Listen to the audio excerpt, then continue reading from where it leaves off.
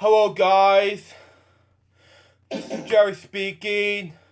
Welcome to LJPCBM Reacts, episode 341, and today we're going to react to Purple Tales podcast. Joining me is my nephew Drew. Hello. And my sister Lucy is cooking some food at the moment. And today we're going to react to Purple Tales podcast, episode 12, so we're going to react to this in 5, 4, 3, 2, 1, go. Hold on. Our look the best in children's television. This morning, the new kid, or dinosaur on the block. The big purple reptile that kids can't resist. The big purple Oh teaches my. about love and it just kind of like soothes the kids. And always, there's that signature song. Oh my.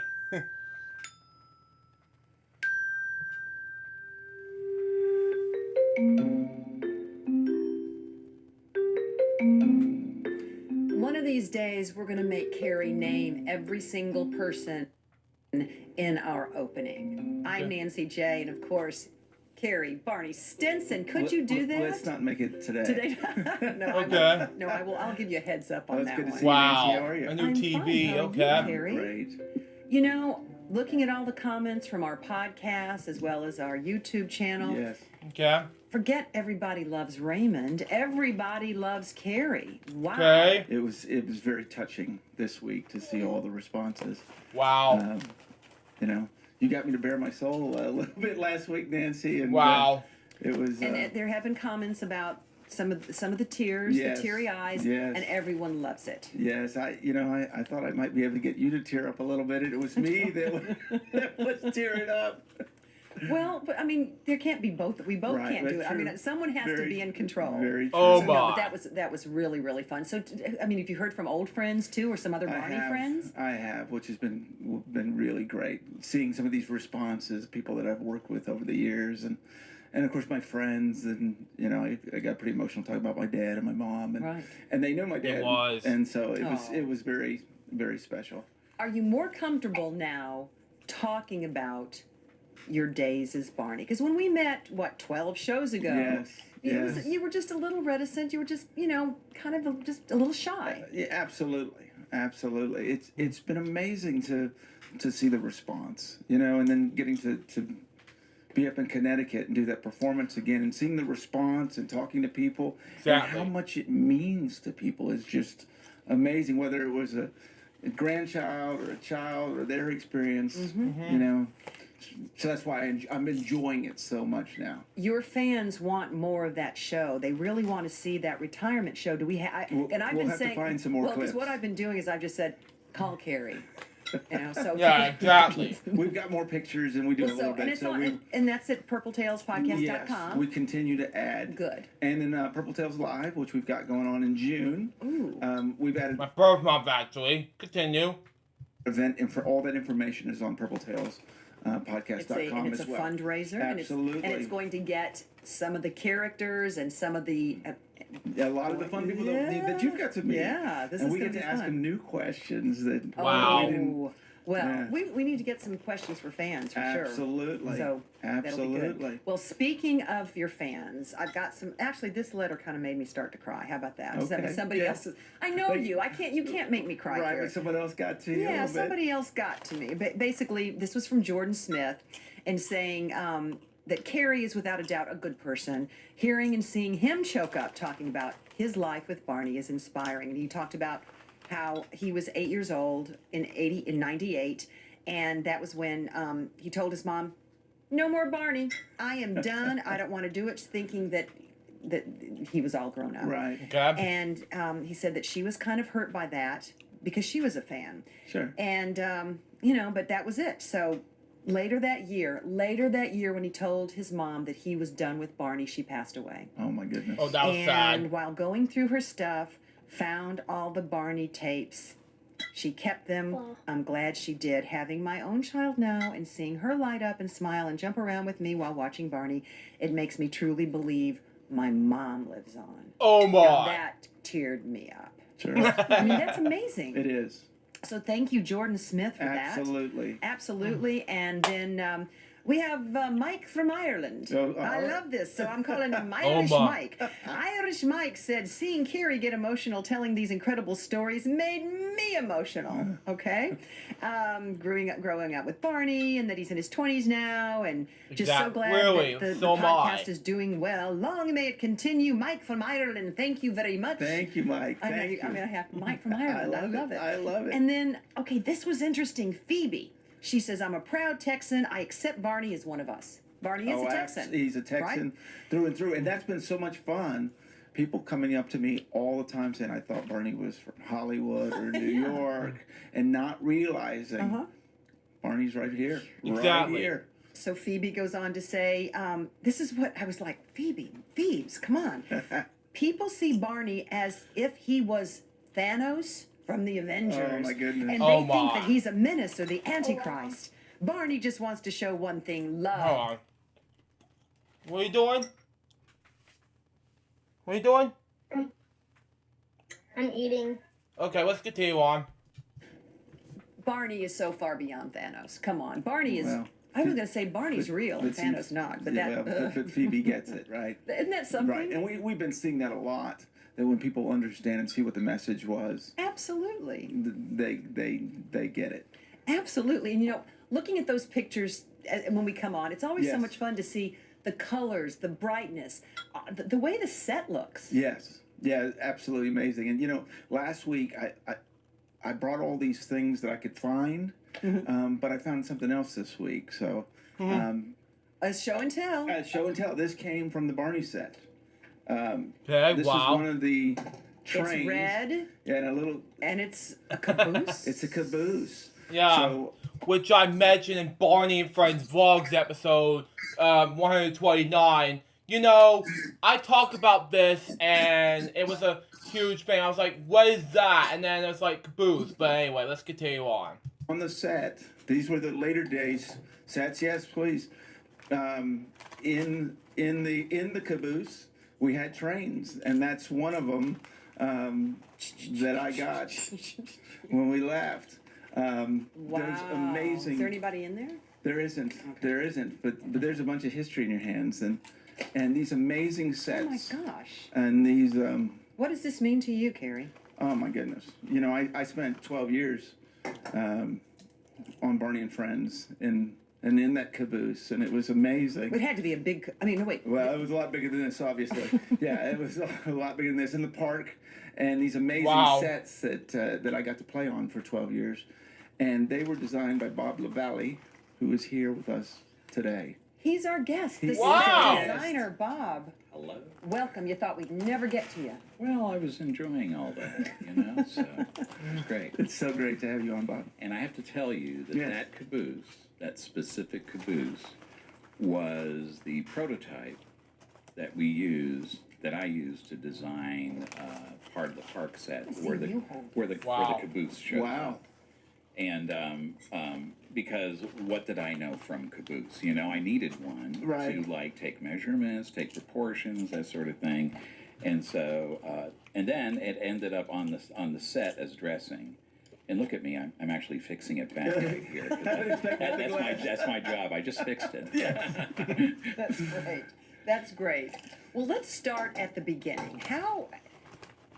Have you always been a set designer? Did you study to become a set designer? Wow, this is really interesting. There is a story I tell. So my background was I left Vermont. I got into the Air Force. I was an illustrator in the Air Force. So what does Wow. an illustrator do in the Air Force?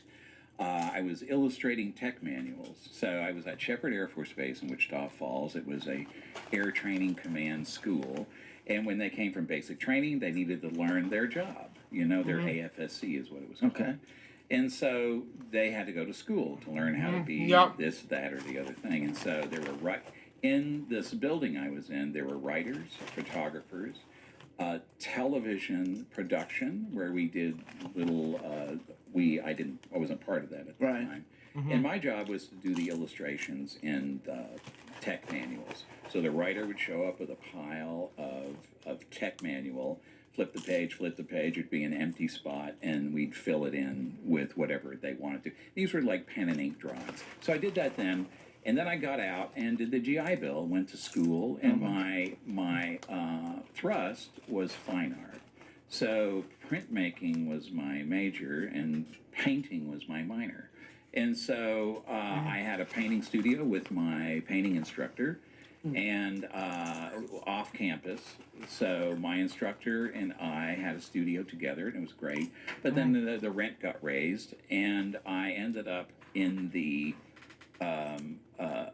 third floor of a building where there was a community theater. Wow. And they were renting the building, and they weren't using the third floor. I said, yeah, we'd love somebody else to be, in another discipline in the building. So from there, so I'm doing my fine art thing. I'm working on a one-man show, a senior one-man show. And I would come in the building and look down the hall and see these theater people. Of course, I was used to the art department. We were all solitary in our studios, saving the world with our art. And I'd look down the hall, and there were all these theater people who were hugging on each other, being extroverted and having a good time. I thought they were weird. But, so one day, after about 3 months of going in, looking down the hall, and going upstairs, there was a rap on the door, and there was a timid little voice. And of course, back then in the 60s, I had long hair, whatever. Wow. And timid little voice said, "I'm sorry to bother you, but what kind of paint would I use to paint on this plastic to make stained glass?" Well, 6 weeks later, I had designed the set, painted the set, was on stage singing a solo, met my future wife, the choreographer. Wow. And holy Toledo, these theater people really know how to party. So, knew nothing about theater or that sort of thing, and ended up getting involved in theater. So that led me to doing sets for community theater for free. And it came about going, gee, I think I could do better than that. I could help them out, whatever. And so I did. And from there, other people asked me to do stuff, and I wasn't being paid anything. My job at the time was being an architectural renderer and model builder. I worked for an architect. So Do you have like perfect little writing? perfect little writing? You know how I do. architects have Way that- way back Oh my gosh. when I actually hand drafted. Yes. You have to have perfect little writing. I just wanted to make sure. Right, it's true. So that's how I got into the performing arts and doing set design. Yeah. So this person who was at this community theater came to Fort Worth, got a job, and this was in 1979, 80, somewhere in there, and the economy wasn't that good. And so I called her up and I said, Bren Bristol was her name. I said, is there any work in Fort Worth for a scenic artist? And she said, well, Bob, you should come to Fort Worth and bring your portfolio because Casa Manana Theater in Fort Worth is looking for a designer. Now, my experience was doing 10 shows in about 8 years. Okay. Not a lot. Right. But I had a really nice portfolio. So I went and interviewed with him, and he hired me right away. And let everyone know, Casa Manana was a preeminent theater in the round. Exactly. I believe And Fort Worth, there Texas. were a number of theaters in the round. There were, at the time I went there was probably 5 more theaters in the round. And it was becoming something that people weren't doing. Because here's what the problem was. Theater in the round is really great because it's very intimate. Sure. And this is going to segue into Barney, by the way. The theater in the round. So it's very intimate because you can sit people all the way around the stage, and so you can get a lot of people in a room, but it's broken up into being all around instead of just frontal. So instead of being way back, in that vein, I got to design sets for theater in the round, and then from there went to work in Dallas for Peter Wolf. Wow. Another huge name. Peter Wolf. Oh my goodness. The man was just really wonderful. So I was at Casa for 5.5 years. Wow. And then it was time to move on. So I got recruited to a company in Dallas. And I was there for 3.5 years. And while I was at Peter Wolf's, the people from Barney and Friends, the producers, i.e. Jim Rowley Yes. and Ben Vaughn and Yes. Jeff Gittle, Yes. showed up, and they wanted an addition to their present set that they had at Studio A at Las Colinas, and it was a treehouse in the school and whatever. And so, So Barney was already successful. Barney was already successful. Yeah, because it actually started in Allen. Okay. In that very small little. Yes. Wow. Yeah. And then they moved Where to they Las shoot Colinas. one direction, then shoot the other direction. Yes, right? exactly. And then they moved to Las Colinas. Okay. Okay. So I remember they came and they wanted something. They wanted something done to an addition to their present set.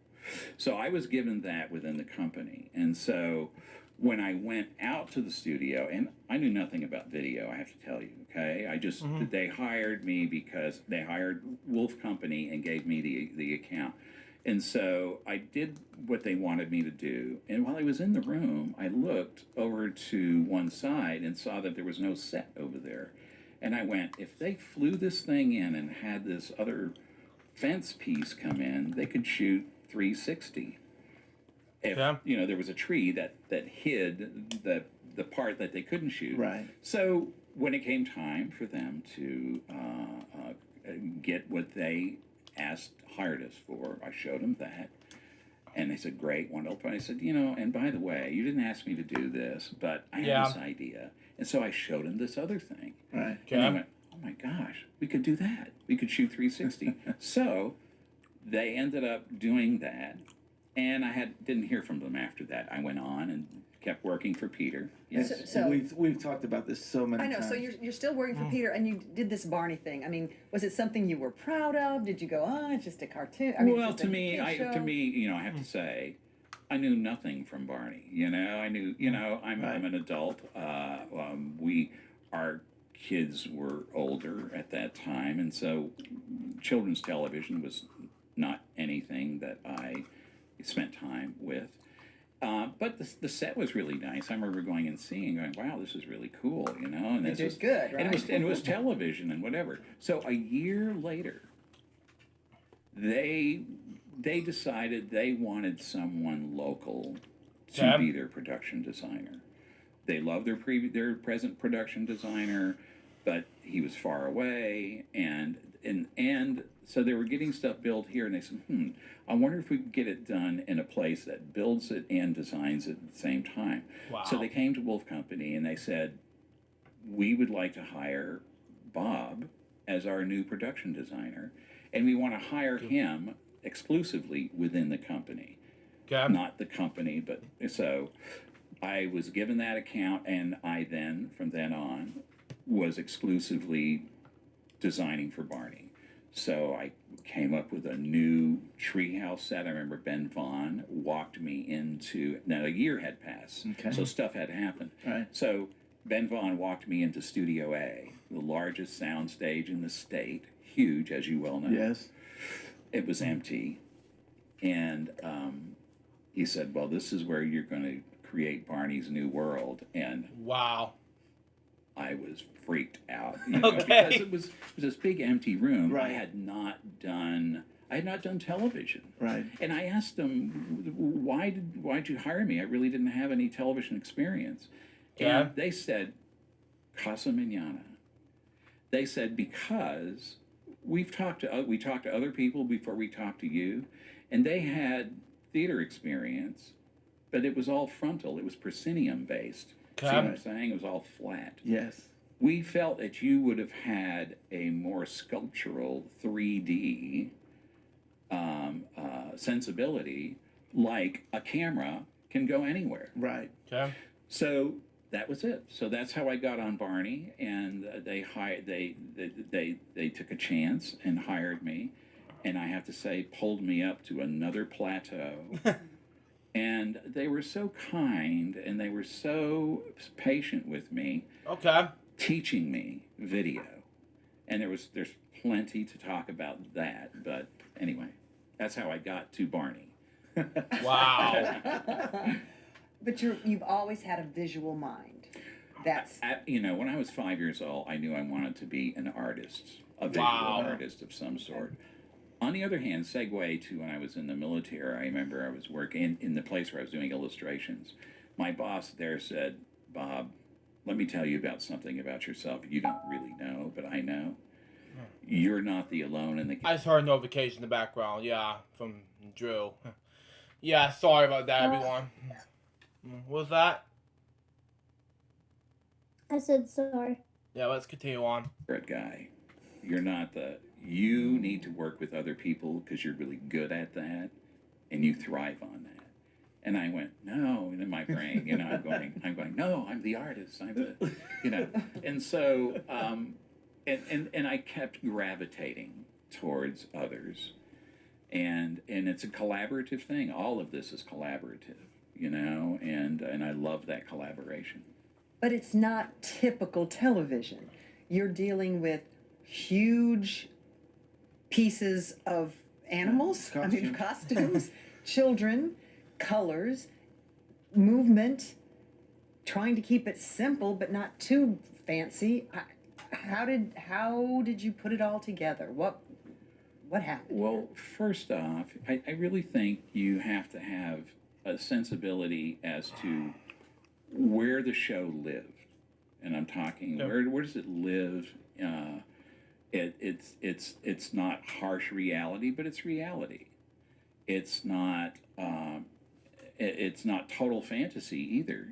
Our home base was a park with a real building and a real caboose, so there's that part of it, but there was always a sense of there were lines you don't want to cross, and lighting is another place that is, you don't want the harsh or dramatic lighting of, say, a soap opera, because that's not Barney's. Well, it's hard to do when you're shooting 4-camera television anyway. Right. Exactly. To sculpt things, but so you get a sensibility from you get it from the vision carriers. You get it from Dennis. I got it from Jim. I got These it. are directors. The vision carriers, Dennis, right? Okay. Jim Rowley. How they talk about things and how they reveal to you who Barney is and who Barney isn't starts to give you a flavor for how to approach things. It's good enough. So that's kind of and so when I read a play, I tell people I read a play and I feel the musical mood of the play. There's no music, but as I'm reading the play, I can feel the feeling of the play, and I tend to call it the musical mood of the play. And so Barney had a musical mood to his world, and so that's how that happened. There was an attitude, and you know what I'm talking about. I do, and all the sets that I played on for all those years, there was so many places to go play. I think that was the part that was so amazing, is that we never went, where do we go now? We've already used this park up. No, there was all kinds of places to go to as we're looking at some of these. Wow. We got a picture right here. Then let me say, this is how the patience of the producers taught me. I didn't know that I didn't realize. I soon found out. How tall are you in your costume? Oh, 7 foot. Okay, you're 7 foot tall, and this is a children's show. Right. And the talent next to you is 4 feet tall. Right. Or 3.5 feet tall. Yes. And they say, well, Bob, if they're always on the same level, we have to pull the camera way back to get them both in the picture. And that means we have these constant wide shots which do not feel intimate. Okay. See what I'm saying? I do. So we need to put levels in the set so that a child can stand on a level next to Barney, so that we can push in and there's an intimacy there. And I'm going, And you see the levels. Here's a colored, right. beautiful ring. So this is like a lot. This was the original. This was in Las Colinas. That was the tree house that I designed. The colors are so bright. And And you Can- see all can- the levels that he's talking Can about. can we go back to the original sketch? That was the first. Is that one. did you sketch that? Is that your drawing? The first sketch? Yeah. Right Yes, there. that one right there. Gosh, you're good. So that was the concept sketch for this. Now, that is the hugest treehouse in the universe. I mean, Wow. it's like we, Yeah, you think know, about the tree holding that up. it's like cracked open. But here, what I was interested in doing was to show a variety of place and space. And here, because I don't think we ever saw this shot. I had to show the whole world to show the concept, Right. but we never saw this wide shot. There was no reason to. We were always relatively, in Right, shooting close-ups. angles and whatever. But I want you to see all the different levels that are here. So the levels are basically surrounding the floor acting area. So Barney would find himself on the floor, and he Right. could go to stand next to one of those levels, and there would be a child right next to him, and you could do an intimate thing where they were talking. Okay. So that was a big part of it. And we will then- have those on our website just to Pardon make me? sure. We'll put those pictures Oh, up on the website fantastic. so that people will really be able to understand, Understand what and we're get a talking good look about. at these. Yes. And so we had a couple entrances to the set, one on one side, one on the other. We also had that table right there. If you see, there's a bucket on that table, and there's a hole in the middle of the table. And that hole went down to the ground, so that what we had is the kids could take a bucket and go down into this table. And then we'd cut.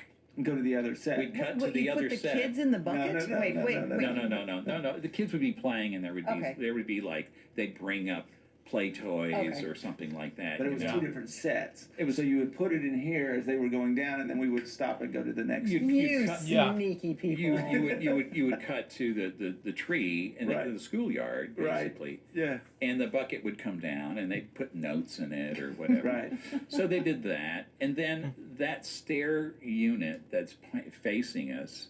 And this is the nerd talk I was Oh, telling you earlier. he told me to stop him if he gets too nerdy. If I get but too no, much in this nerd please, talk, just stop me. Please. But the stair unit that's facing you with the little carpet on it, that actually was on a pivot, and you could pivot it to one side and open up the area over there where the hammock is, or you could pivot it to the other side and open it up where that table was. So. And then there would be singing and dancing, so the kids could promenade around on levels as Barney was following him around, and you could get that intimate, foreshot. Yes. But you didn't feel like the kids were on levels. I mean, You didn't, because it was subtle. It was subtle. It was all built into their world, and it's more like it just happened to be that way. Exactly. Right. So, and then the other thing is, well, how do I make this thing that's on the ground in our studio look like a treehouse? So I had to have trees like breaking through the window areas, breaking through the openings, and yeah. but you always had to keep in mind that purple suit. And this was not the set that I worked on. So Okay. this was David Joyner that was doing. Oh, really? Lost Did you Place. not ever work on I this did set? not go on this set. This is when I was on the road. So this is when I was touring. Yes. Now So- I had been to this set and I had come Right. out to Las Colinas, but this was David's. So let me tell you about this scene right here, this part of the set. So the kids would go up those little stairs, and then there is another little set of stairs where they would disappear, going even higher.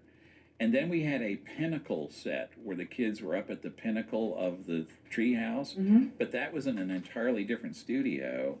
Okay. And it was we rolled around, but we never saw it on the floor. And so the Okay. kids were up there, and it was a blue sky behind them, and they could get to with binoculars and see the whole neighborhood or whatever, So that was kind of cool.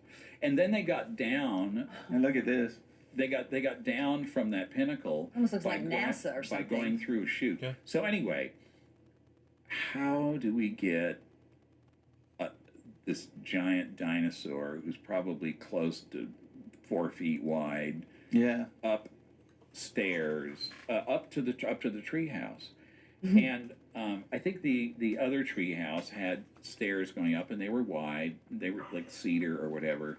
I don't know. I felt like I wanted something that felt a little bit more magical to me. And Yeah. so what this ended up being was a giant spiral staircase. So instead of the center post of the spiral being 5 inches around, it just became this tube, which was, I don't know, it looked like 30 inches. Right. And we cut holes in it because we wanted a puppet Yes. in the a puppeteer in the tree. So we had to get in the tree. So there's how we got in the tree. Right there. And then we got this bark from. I was going to say that looks real. Well, we got this was cast bark we got from Las Vegas. Somebody built something in Las Vegas, and this bark became available, and so we put that on the tree, and then the rest of that white stuff, and that's how the finished tree looked. Yeah, look at that. You would have no idea what went into that. I know. Yeah. And so that hole right there is for the puppeteer, and there was a squirrel, I think, Yes. puppet. Yes. And you go up Yes. halfway, and the squirrel would stick its Yeah. Mr. McNutty, I Yeah, think is that Scooter. his name? Scooter. Yeah. Scooter McNutty. Yeah. Mr. McNutty. I love having two grown men sitting here talking about Scooter McNutty. Scooter McNutty. But this is what we love because, one of the comments we get is that I had no idea how big this show was, how big this, and you're getting to see how So if you involved pause, this can you go was. back to that wide shot of the, yes. So that's the It looks like a playground. school. Okay. And you can see to the right where the tree entrance is. But I just wanted to tell you a couple things from a scenic standpoint here. So there we have levels. You notice okay? again levels Wow. all over that. And that fence was on casters, so we could wild it away. So it was Okay. a wild, what they called a wild, Right. So you can wild just roll scenery. this out. Roll it out. Okay. And so we could line cameras up there and do that, or push cameras up on the lawn. The other thing is that big window unit there, all the glass in that. Wait, what was that? I'm gonna go use the restroom. That's fine. Nobody can see. Alright, see you. Yeah. Yeah. Alright. Call me back. Alright. Yeah. Sorry, everyone. Drew's calling me back, and while I'm taping this, so we're just going ahead and we'll continue on where we left off. So let's continue on. Window unit that's tilted forward so that we don't reflect the lights of the studio. So it's still glass and there's reflection when you get up close to it, but we don't. So yes. No, keep going. Okay. So then over to the right-hand side, okay, you have the front door, but over to the right side where you have those other windows that happens to go into a classroom, that entire wall, and you can see, it's called a pilaster, where that brick thing goes up, that becomes like a giant footing, and that entire wall came out Okay. and was wild, Right. so that cameras could then shoot the classroom and the entire classroom without being stuck against a wall. And so, and these are the things that Jim and Ben Okay. and Jeff taught me, about things that they would like to see happen. Because they had been dealing with a set that was half park, half school. Oh, that's the original. The original. Oh, God. So it was tiny. the amount of freedom that Bob gave them, and all the different play areas and all the different things we could now do. It wasn't a big jump from that to this. There was an interim treehouse set, which was really nice. Yes, also. yes. It was just different, Right. and so and so that little patch of grass in front of that wild wall was really just on a piece of plywood, and we have to pull that out so we could caster that wall out and then put it back. Okay. Anyway, nerd talk. Here we are. No. I mean, so how many sets were there? Okay. So I mean, okay. Because I was involved with the train as we. Okay, so there's all manner of different sets. Yes. There's home sets. So this would be a home base set. Okay. Okay, so this is the treehouse home base set. Then we segued. We had a hiatus, Yes. and then when we came back, We did. and we moved to a Christmas. different location But we did, completely. what, Wow. Christmas Star, right? Pardon me. In Las Colinas, the Christmas video with the elves and all of. Yes. Yes, I was involved in that one. Okay, well, that's the first one that I came in. Yes. After the hiatus. So I remember we had this hiatus, and then oh gosh, Jocelyn Stevenson Yes.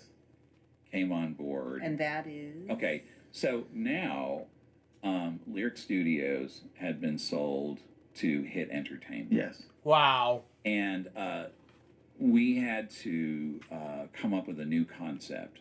And, you know, felt like the Treehouse thing had kind of played it. We'd wanted something new and different. Had played itself out. So what now?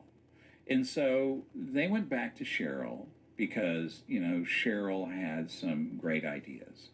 And so between Cheryl Leach, between Cheryl Leach and Jocelyn, and I'm sure others, Jocelyn Stevenson used to work with Jim Henson. She wrote Fraggle Rock. They worked together and wrote stuff together.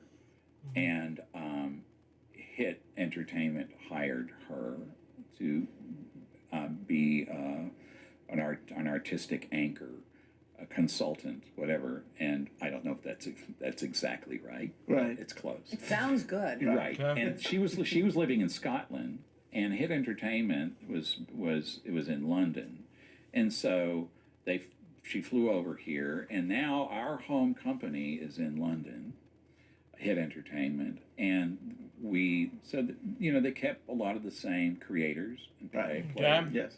to create a new world. And so we talked about, well, what is that? We want it to be part private, part public. We wanted it to be, because we didn't want to have to people our world all the time. You know, It's like the school. A lot of the stuff in the school was after school. Right. You know, it wasn't during school, so we didn't have to hire 50 children to run around and wrangle. Extras everywhere and all of wrangle that. 50 children. In this case, so we're going, well, where is our other place? Well, we decided it was going to be like a community center, a children's place, whatever. Well, what is that? So Cheryl had this idea of, you know, a depot, a train depot. And so, and really, I had no idea how this caboose thing came about, because when we will see this in a minute here, because I don't know if I introduced the idea that we don't want to just go into a door of a building. I guess there was something about a train, and somehow I got the idea as like, let's take an old train and chop one side of it off, and that is hooked to this building and becomes the entrance. I know it sounds weird, doesn't it? I'm just trying. I'm not as visual as you are, so I'm I just know. trying to figure this out. But even now to say it sounds strange. But anyway, so we had this park, caboose, and in the park we wanted to have levels, and now we have a lot of trees. You know, when you see this park image, we're in a park, and here we go. So, it is snow. Here is a case where we would take our park, which was really summer, and we would take portions of it and turn it into winter.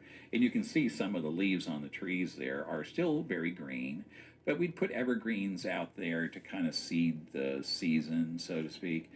And you see the train here, the cut train. Sure. Of the building. Well, be sure. And again, I need to encourage you to be sure to go to our YouTube site, and purpletailspodcast.com, and to see these pictures and to take a look at them. So oh my goodness! What I love about this is kind of like, you know, behind the scenes, which is really kind of cool that people never get to see. No, does this have anything to do with Santa's workshop?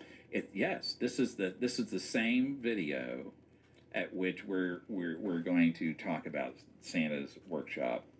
Okay. And this is a PBS episode. Okay. Okay. Wow. So. Because there's a rumor about Santa's workshop episode. Yes. So this was in Carrollton, by the way. This was in Carrollton. Okay. This was in a building that no one would ever know. We were in the building. No. And we didn't say Barney and Friends on the door. We really, again, like we did at Las Colinas. We didn't want children coming and thinking they're going to see Barney. Right. So there, And then they see Carrie. They, Yeah, you'd have no idea. Yeah. You just drive by this building and have no idea what was happening. Exactly. Oh my. Exactly. And so, so we would get batting and put it on the ground and the plastic snow, and then I had them buy some, crystal glitter because I wanted the snow to glitter. So we threw that around, and then so there would be a team that would come. Sometimes they would come at night and dress the set, and we'd show up in the morning, and it looked like magical winter, and I'm aghast. And again, that fence over there, you can see it's just part of a fence, and that's on casters, and that It just rolls rolls right away. out. And so, so we could probably move on. And so, okay, so let's stop here. So I have to tell this story. I love there's an interesting. Is that a person back there? Well, Is that it a happens shadow to be a of stagehand back there. No. Right. Really? Yeah. Because he looks kind of creepy. It Well, almost looks like but a this- Scrooge or This something. wasn't a show shot. This was like, this was setting it up, and I took some pictures. You got to see this one. So that floor you're looking at is actually the gazebo area in the park. Originally, this park had a true gazebo. I designed one. I put it in On there, the phone. and it looked great. I know we used it. The trouble with it, it was really hard to light because it was dark, and we tried everything to do that, and it was always a gazebo. This became a platform to become other things, and here's a case in point. So let me tell you about this script briefly. So what was really interesting about working on this show, as opposed to live theater, you work on a play. That script is sacred. You can't touch it. You might be able to drop a few lines or whatever. Okay. But you can't do anything. These scripts being made in-house, written by Stephen White and others. Who we have had as a guest. Exactly. And we could comment on the feasibility of them based on the intention of the script. Okay. The script asked for, we go to Santa's workshop, and I'm going, bells are going off in my head. Right. A, we don't have money or the space to do Santa's workshop because talk about expectations. Right. So, but because this was a whole Christmas thing, and we were going to go to Santa something, Right. and it was going to be in this space, Yes. I said, I had this idea. I said, why don't we go to the place at Santa's workshop that no one ever gets to go to or sees? Okay. What is that? It's the place where all the presents are done being wrapped and they're stacked up, ready to go for the night. Oh my. And so look here's this picture. So we need to stay on this picture for a minute. So You're so right. I mean, we always see the elves working on the packages and putting them on the belt. but we never see We never got to see this with packages and packages and packages. I thought of the warehouse at the end of Indiana Jones, it was just like That's right. miles of stuff. I can imagine what you're not seeing here is like warehouse full of It's just you're in a room full of just brightly colored, gorgeous packages. Yes. So this room is not a room. This room is actually the park. This is the park. Wow. And you knew that, Yes. Carrie. Well, And so- That's obviously right, working on this. And that piece of green wood underneath the table is covering the grass that was peeking through. That's the Wow. park at the- And so here's the idea I had. I said, why don't we go to the place where where we never see, and let's make walls of presents, and why don't we get our little people, dinos, who never get to be on camera, be elves as themselves. And there they there's are. a wonderful picture of the three of them. So a couple people that have been here. That's right. And So we've got Kyle, who Yes. played BJ. Yes. Adam Brown, who was Riff Yes. at the Okay. time, and then Jeff Ayers, who was And we've got guest number one here. Guest number with us. one. Exactly. So And what? look- How did that? Was that pretty cool for them? I guess. Did Oh, they loved it. They. Oh my gosh, they got three divas right there is what I had to deal with that week. Exactly. Wow. So, what I said, why don't we have them be the rappers? Why don't we have them sing a rap song about rapping? And so they wrote. Which I don't interested in do rap, but I'm interested in doing the rock and roll heavy metal. You know, that's just me, of course. Let's continue on.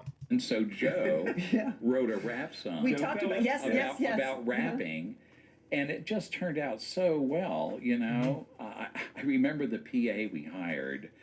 We hired, PAs. They're Yes. just like sitting around waiting to be Production called. assistants. Production assistant waiting Yes. around to be called. Right. I remember the first time, because I didn't do television, and the first time a couple of meetings with my art director Elizabeth Velton, Yes. the wonderful Elizabeth Velton. She would say, "Well, we'll get a PA for that. We'll get a PA for that. We'll get a," and I'm going, "Stop. What's a PA?" I said, "Well, they're production assistants. We call them and they come do stuff." I said, "What are they, like in the closet somewhere and you wind them up? What? How?" Basically so. And what do they do? Anything you want them to do. They'll come blow up balloons. They'll come, So this guy wrapped presents Oh, for God. like a week and a half every day. Just, We need to find because him. those walls were like 16 feet tall and 20 foot to get camera coverage.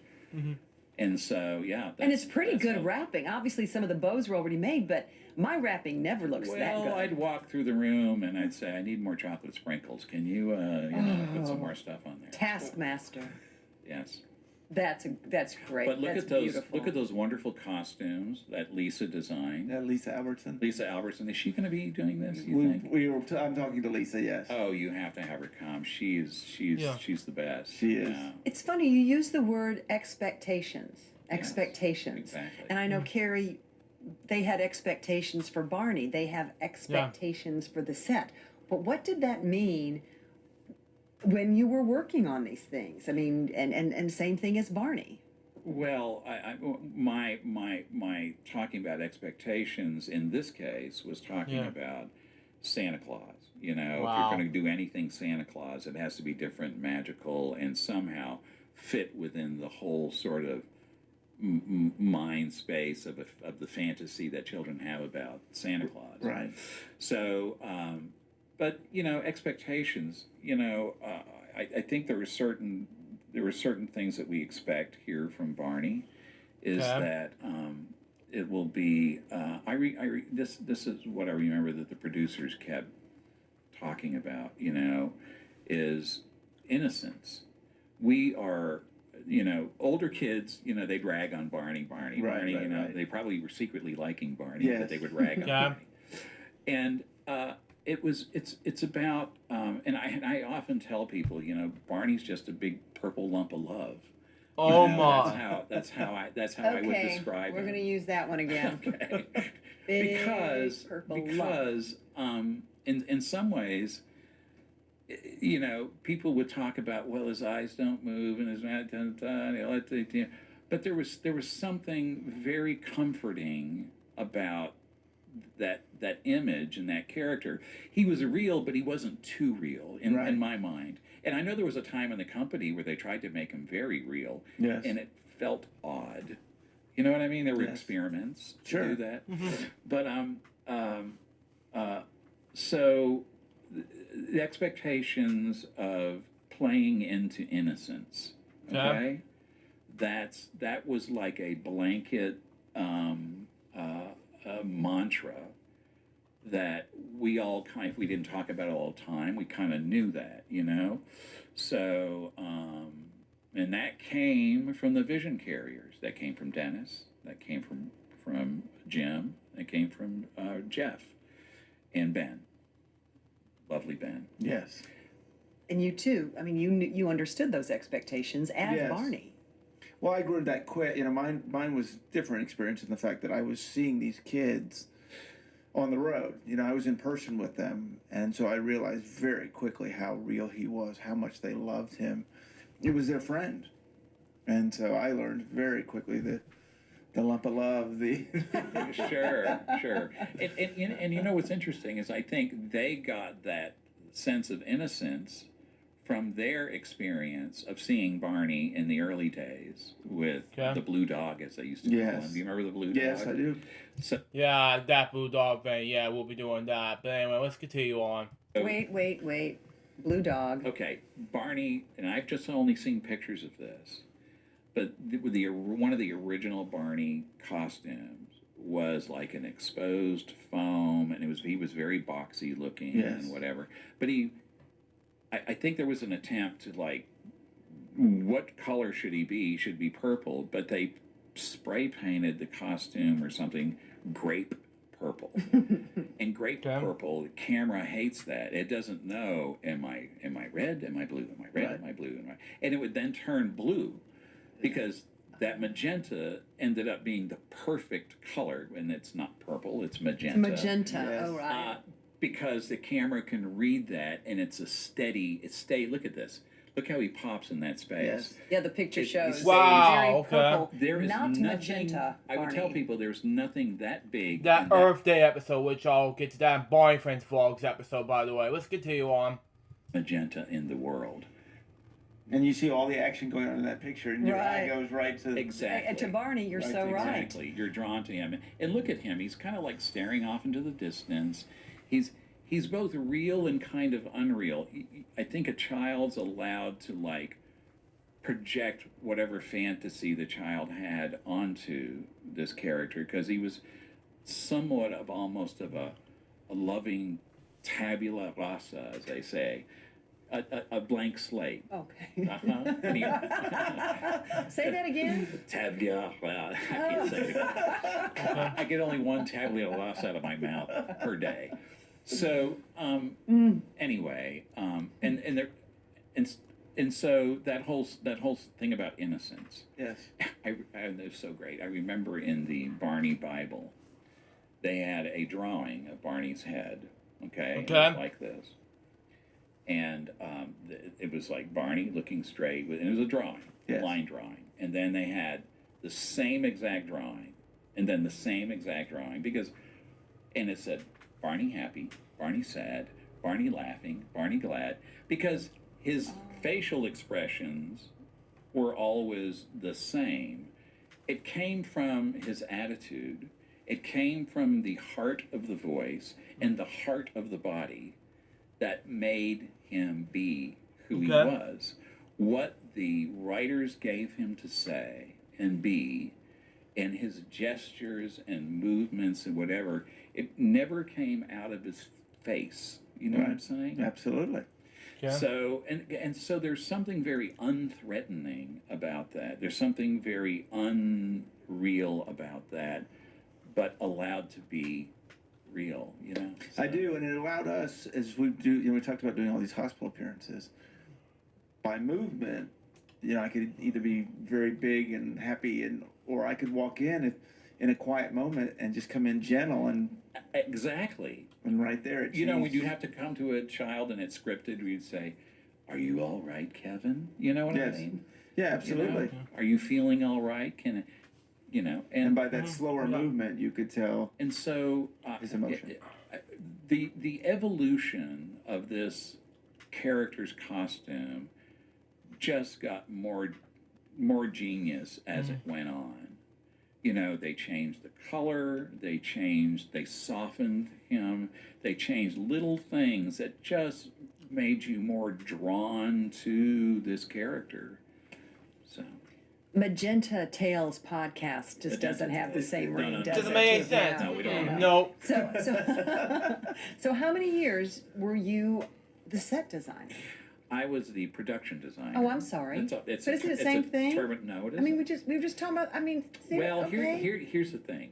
So there's two different worlds. There's theater design, and then there's television design. In television, I'm called the production designer. Wow. Now, I get to comment on things probably a little bit more than the set itself, but mainly the production designer is the look of everything that is not a costume. Okay? So the world is created by the production designer. Now, in television, the production designer has a set designer. And that set designer's title is to the person who actually drafts up the concept. So I come up with a concept, and then I had a set designer who would draft it up so it could be built, with wood and steel and whatever needs to be done. And so it was called the set designer. So and in theater, Okay. a set designer is a set designer. And then the set designer has a PA who will be doing the things that you told the set designer. I mean, it's all full circle, right? Now you get this. I get this now. So, what happened after Barney? Where did you go next, Bob?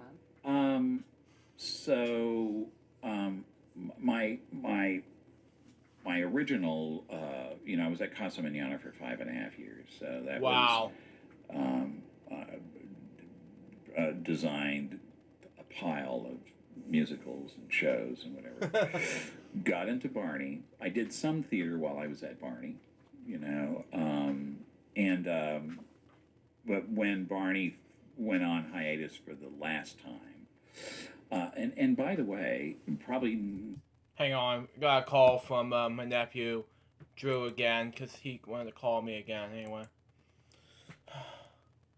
Hey, Hi. hey, let me turn on my webcam screen, show you this again. Well, yeah. Cool. But anyways, welcome back. And we'll wrap up this episode after this 12 minutes of this, and then we'll talk about this let's say things that we have not my final thoughts and your final thoughts, things like that, things where you're gone. So there you go. Let's continue on. Hold on. And other people don't know this. Everyone went on hiatus, and Barney and friends were still interested in trying to revive the. You know about this, right? Yes. The refresh is what they called it. Yes. The company, and so there was myself, and I had a set designer with me, Okay. and came up with an entirely new world for Barney that no one's ever seen. And I don't know if I could ever divulge that. You know what I mean? Right. Because I think it may not be publishable. Right. Okay. But you still have it. Well, I still have it. Yes. Well, we also have to now talk. now there's a teaser, isn't it? Yeah. Oh my. And this was actually going to where does Barney live? Now we did a come to Barney's house. Were you? I did not. That was right before me. Okay. And well, where does Barney live? What does his house look like? Well, we did that. But this was like if you were to go to Barney's land, which in some ways was kind of antithetical to the whole original notion of Barney. Right. Which was basically Barney appears and comes and plays with you as you sort of like call him up or whatever. Right.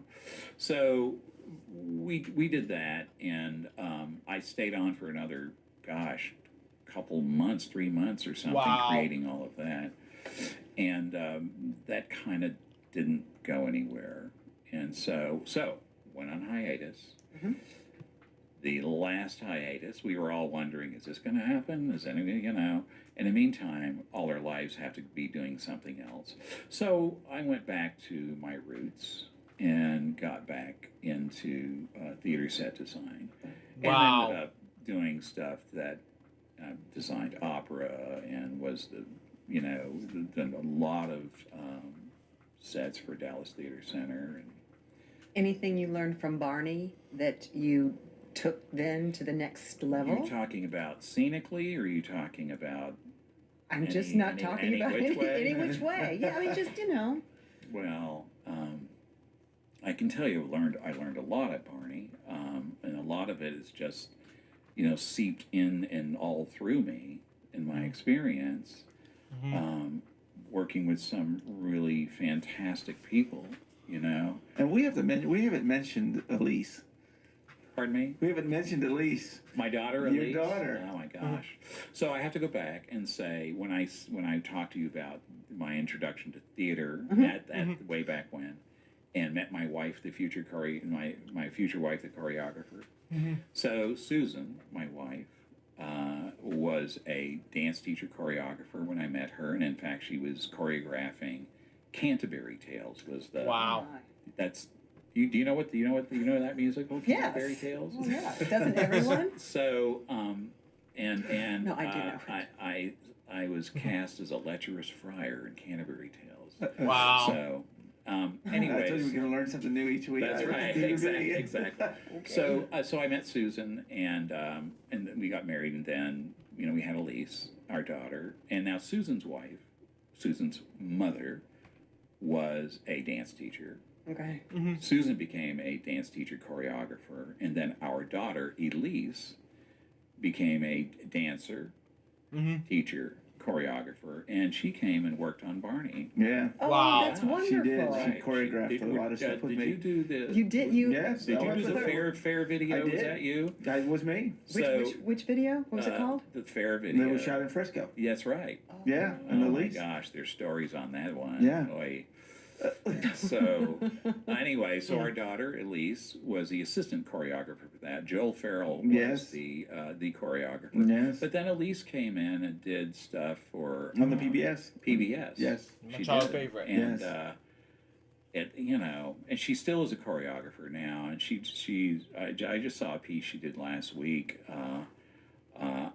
with the Bohemian Rhapsody. She did. Oh my, the Queen song was awesome. That was one based on another movie from last year. Man, but biopic. Continue on. It's a stunner. It was just fantastic. So yeah, she's still doing it. Well, it's this vision that you all. It must be hereditary. I mean, I guess I don't know. We are our family is all involved in the arts. Play as in I like my introduction to classical music. Never would have probably done this. Was through my wife, Susan. Okay. She'd bring home something. We hardly do this anymore, but we'd sit in dim light and drink some wine, and she'd have some new Shostakovich album or something. And, Okay. Rachmaninoff is a biggie, for us. So now what are you doing? So you got back into theater and so Right. on. Is that Right, what you're doing right. now? Well, or- yes, and And you don't just do it locally, right? You're Well, I don't go off too often. I've done a Christmas Carol at the Zach Theater in Austin, which is still my. going. They use it every year.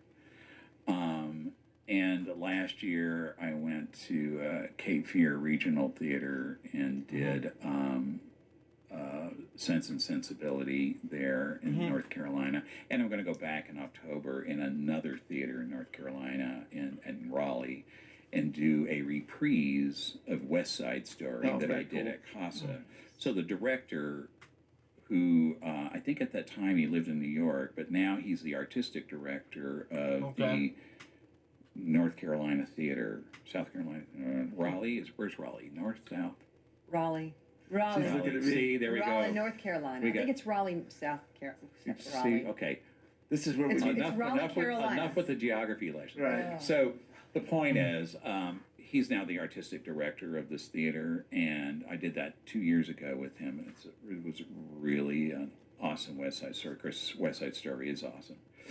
And he asked me if I would do it again. Of course, the set's completely gone, so we're rebuilding the same set, Oh wow. but it's in a proscenium, and I made it taller, and it fit into the theater really well. So I do that. Well, I'm glad to know you're still working because I know you did recently get a Lifetime Achievement Award. I did. So Wow. that's good to know you. That's not it's the not end. just That's the not end. Okay. And as I said, it's just time for a new chapter. So. And so what was that about? What was the what about? Your Lifetime Achievement Award. Well, Who gave you that? every year the Live Theater League of Tarrant County, which is both Fort Worth and Arlington and whatever, and they've been doing this for a number of years. They give out awards to colleagues and peers in theater, either to actors or even people that help in community theater. They get awards for being part of that, whatever. And then they give this. Then there's this big award, and it's the Alston. Hold on. Sorry, I've left. I have to watch some dishes. Says by Drew. Okay, that's fine. Brooks, a Lifetime Achievement Award. And a number of my friends already have received this. Joel Farrell was one of them already. Oh, wow. And David Coffey, I don't know if you know who he is, but he's a wonderful actor. Well, and I believe that Dennis DeShazer, who I know is still one of your dearest friends, co-creator of Barney, had some lovely things to say about you, right? Well, I was talking to him lately because of our introduction about this, and I told him I was receiving that award, and he decided to. I wondered if he could make comment about my time at Barney, and he wrote this lovely thing that it was part of my introduction during this award. So. Well, and just to let you know what Dennis said about you. You don't know what Dennis said about him. Basically, Dennis said, I wasn't fully prepared for all Bob, would bring to the table, a true spirit of collaboration, professionalism, and artistic expertise. But this is it. He was and is an embodiment of the genuine kindness that would come to define our groundbreaking television series and working relationship. Oh, Now see, that kind of chokes me up because that is the Barney magic. Yeah. Yeah. And there it is. Oh, look. That's a montage Oh, boy. of a variety of sets. Oh, it my looks goodness. a little out of focus, which is kind of weird.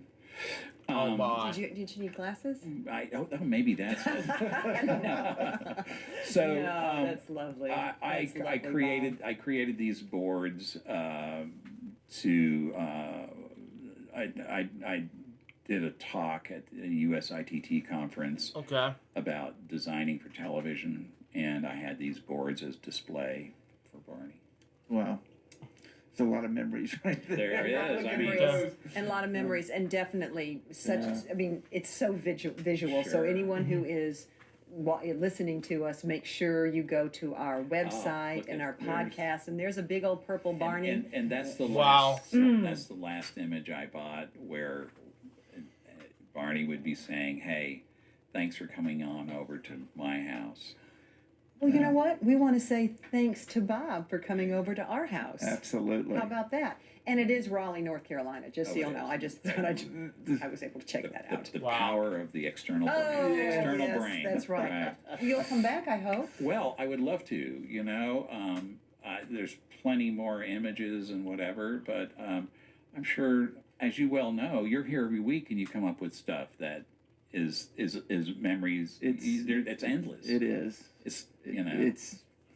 It's been so fun because I learn each week so many things I didn't know, and it's just fascinating to see these because I played on these sets for so long. But You played on them. That's the thing. You really did play on them, Yeah, didn't that's what you? it felt Exactly. Well, you know, when your work is play, yes, you're blessed. You're Yes. very lucky. It's the Barney magic. Thank you, Bob. Carrie, another one. This is 12, isn't it? It Number is. 12. This is kind of exciting. it is so much fun. So, I'm excited. like Yep. us on Facebook, Bob, I please. will. I will. Like us, find us, watch us, listen to us. Thank you. PurpleTailsPodcast.com. You can see all Are you these sure pictures. Magenta didn't? No. No, No, Magenta's- Yeah, it's not no. gonna work. Mm-mm. But it is magenta.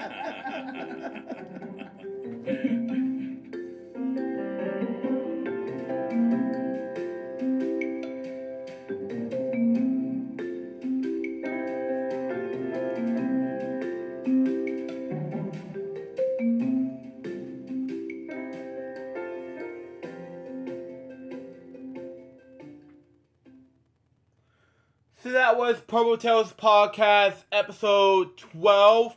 What do I think about this episode, though? It was amazing, and although it was a big success. But anyways, that was episode for LJPCBM, episode 341. Hope you enjoy it. Stay tuned for the next one, it's the Mariposa Trip 26.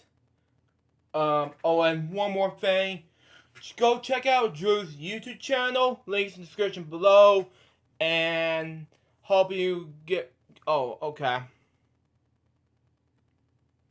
Oh, I see the message. Okay.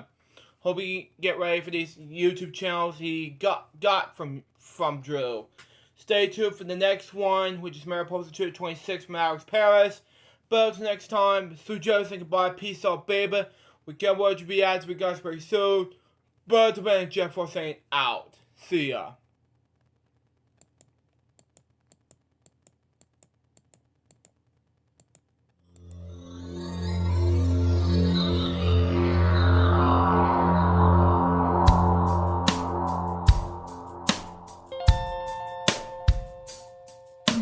Given unto me this life I'll never take for granted, and given all the time I fail to really understand it, I never sought to meet the maker of reality, the one who gave the life that which is always happening, but I tried